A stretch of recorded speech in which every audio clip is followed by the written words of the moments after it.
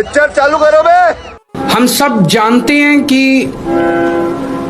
ये इराक और अमेरिका के बीच जो युद्ध है उसकी वजह से हो रहा है। ये इराक और अमेरिका के बीच जो युद्ध है,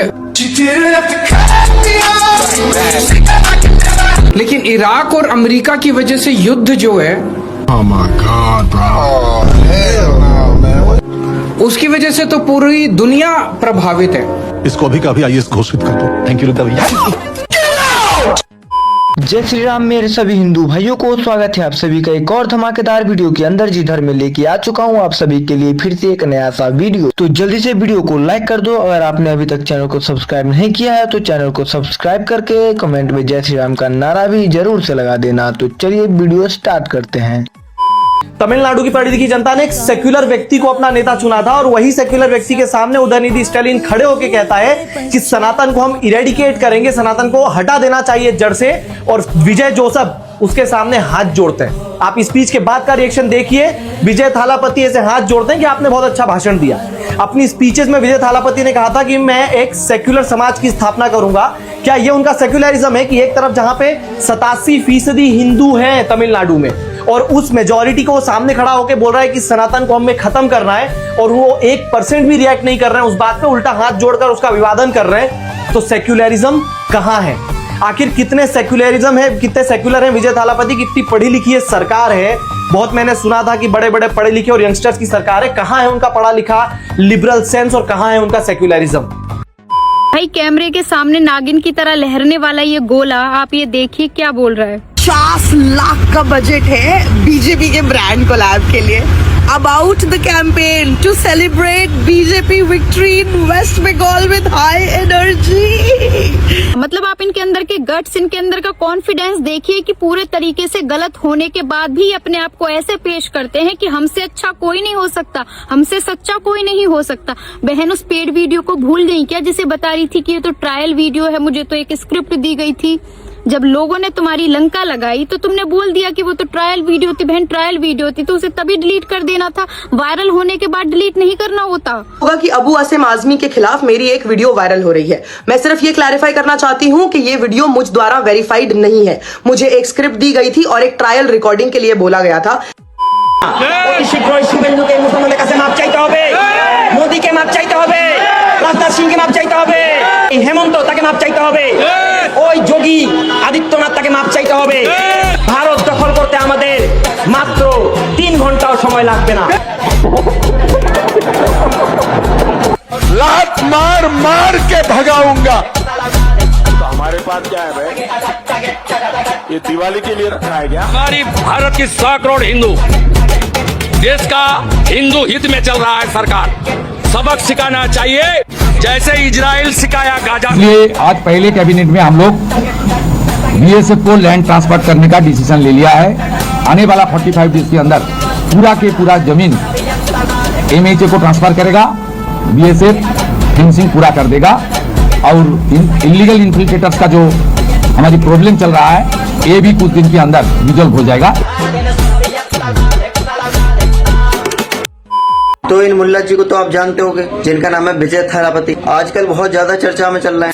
तो देखो कोई भी नेता सत्ता में आने के लिए तुम्हारे दिमाग के साथ कैसे खेलता है। सत्ता में आने के लिए उस इलाके में भीमराव अम्बेडकर की तस्वीर को लेकर घूम रहे थे जिस इलाके में दलित रहते हैं। तो उन्हें अच्छे से पता था कि इस इलाके में दलित रहते हैं तो हमें यहाँ के वोट मिल जाएंगे। विजय थालापति ने हिंदुओं को चूतिया कैसे बनाया? ईसाइयों का वोट लेने के लिए वो चर्च गया और जैसे ही विजय थालापति सत्ता में आते हैं वैसे ही उनका रूप देखने को मिल जाता है। ईसाइयों के चर्च में गया, मुस्लिम लोगों की मस्जिद में गया, लेकिन वो हिंदुओं के मंदिर में नहीं गए। तुम सब धर्मों के लिए निरपेक्ष काम करते हो तो सारी जगह तुम्हें जाना चाहिए या फिर किसी जगह नहीं जाना चाहिए। कुछ टाइम पहले मोदी जी पे एलिगेशन लगाए जाते थे कि वो अपनी पत्नी को छोड़कर पॉलिटिक्स में आ गए। जो अपनी पत्नी का ध्यान नहीं रख पाया वो हमारा जनता का क्या ही रखेगा।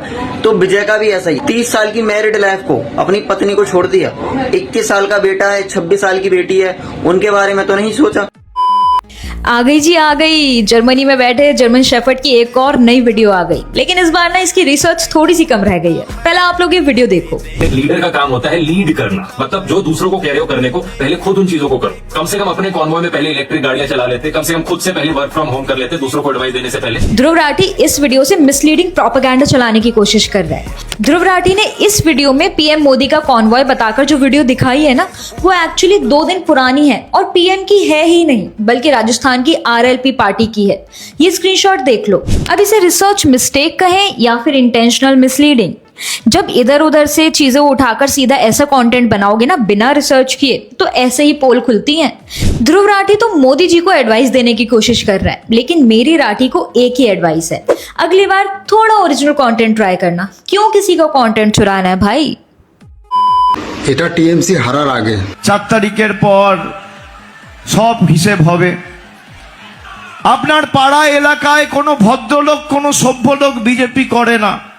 আমি রাজনৈতিক ভবিষ্যৎবাণী করি না, কিন্তু যখন করি মেলে। আর এটা টিএমসি হারার পর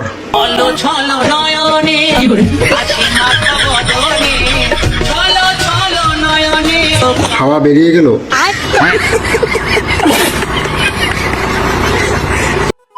ये जो बंदा दिख रहा है आपको वीडियो में, ये बंदा वही है जो महाराणा प्रताप जी की जयंती के दिन तो पत्थरबाजी की थी। उसके बाद में हमारे बंदे जाके उसको पेल दिया था। अभी बंदा हॉस्पिटल में है। अभी कुछ बड़े बड़े इन्फ्लुएंसर लोग जाके उसको हमदर्दी दिखा रहे, बंदा अच्छा था, इसने पत्थरबाजी नहीं की थी। उसके ऊपर बहुत सारी वीडियो देख रहा हूँ आजकल बहुत बन रही है। तो उनसे मैं बात बोलना चाहता हूँ, अगर तुम लोग काम है पत्थरबाजी करना, तो हमारा काम है तुम लोगों को हॉस्पिटल पहुंचाना, या जरूरत पड़ी तो तुम लोगों को बात कर हुरों के पास भी हम भेज सकते हैं। तो पत्थरबाजी तुम लोग बंद करो और हम भी तुमको पीटना बंद कर देंगे। बात सिंपल सी है। सुनो सुनो, इंडिया का मोस्ट हैंडसम सीएम कौन है? गेस करो। ये विजय नहीं, गलत, बिल्कुल गलत। पता है कौन है handsome CM? Yogi Adityanath ji. Oh my god भाई, बहुत क्यूट है भाई। मेरी नजरों से देखो बहुत ज्यादा क्यूट है। पता नहीं यार, मुझे अच्छा लगता है।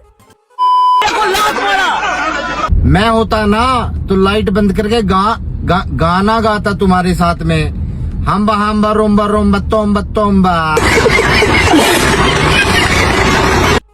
हेलो, बीजेपी कार्यालय। सर एक्चुअली जो मेरा मैनेजर है ना, वो मोदी जी की बात नहीं मान रहा। मोदी जी ने बोला था वर्क फ्रॉम होम, और वो मुझसे कह रहे हैं कोई वर्क फ्रॉम होम नहीं है, ऑफिस आना पड़ेगा।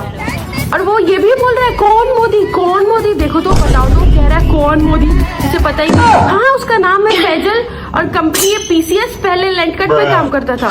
सर प्लीज इसका वही हाल करना जो मोदी जी ने पप्पू भैया का किया था, न घर का न घाट का, दुश्मन अनाज का। রেকর্ড হবে, রেকর্ড। 2026 की दीदी की जितবে রেকর্ড ভোটে জয়ী হবে তৃণমূল কংগ্রেস। তৃণমূল কংগ্রেস যা বলে তারা অক্ষরে অক্ষরে পালন করে। দিদি আপনি আমাদের সাথে আছেন তো? যেখানে আপনারা রচনা বন্দ্যোপাধ্যায়কে চাইবেন সেখানে আপনারা আমাকে পাবেন। যতদিন না ভোট শেষ হচ্ছে আমি আপনাদের সাথে আছি, আমি আপনাদের পাশে আছি। দিদি ভোটের পর অসংখ্য ধন্যবাদ, থ্যাংক ইউ সো মাচ। जब हम ही ना होंगे, तेल भी तो हमारे मुल्कों से आ रही है, सिलेंडर भी तो हमारे मुल्कों से आ रही है, और हमें ही नहीं दे रहे। क्या ये क्या पकड़ ले ईरान से सिलेंडर नहीं आते, ईरान से गैस नहीं आती, वो भी तो हमारा है मुसलमानों का। अच्छा ठीक है। क्या हमारा तुम्हारा कर रही है जाहिल? अगर वो तेरा है तो तू यहाँ हमारे देश में रह रही है, समझ गई? बात तो सही है। यहाँ से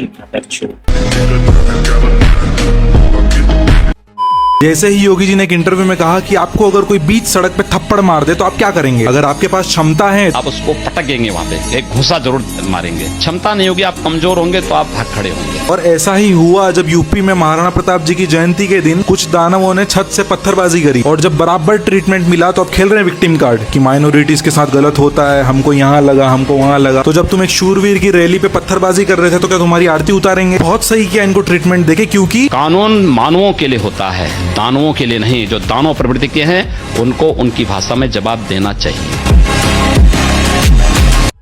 हम लोग जब से यहाँ पैदा हुए हम लोगों के माँ बाप ने हम लोगों को यही सिखाया है कि इमाम हुसैन की ही वजह से हम लोग यहाँ पर हैं और हम लोगों को जितना हो सके इस बात का शुक्र भेजना। माँ बाप ने बहुत ही गलत सिखाया है आपको। अगर आप यहाँ पे हैं तो इमाम हुसैन की वजह से नहीं, आप लोग यहाँ पे हैं हिंदुओं की उदारता की वजह से, क्योंकि देश का बंटवारा धर्म के नाम पे मुसलमानों के लिए पहले ही हो चुका है। उसके बाद भी अगर आप यहाँ रहे थे तो उसमें हिंदुओं की उदारता थी, कुछ पॉलिटिक्स थी, कुछ नेहरू की मैया खुदी थी, इसलिए आप यहाँ रह गए थे, वरना धर्म के नाम पे बंटवारा हो चुका है। तो इमाम हुसैन की वजह से नहीं, आप हिंदुओं की उदारता की वजह से आप यहाँ फल फूल रहे हैं। तो अगर धन्यवाद देना है तो हिंदुओं का, तो काश आपके माँ बाप ने आपको ये बात बताई होती। धन्यवाद। वीडियो पसंद आई तो वीडियो को लाइक करके चैनल को सब्सक्राइब करना दोस्तों, और कमेंट में जय श्री राम का नारा भी लगा देना, क्योंकि हम लोग वीडियो को एंड भी जय श्री राम के नारे के साथ करते हैं। मिलते हैं आप लोगों से नेक्स्ट वीडियो में। Bye bye.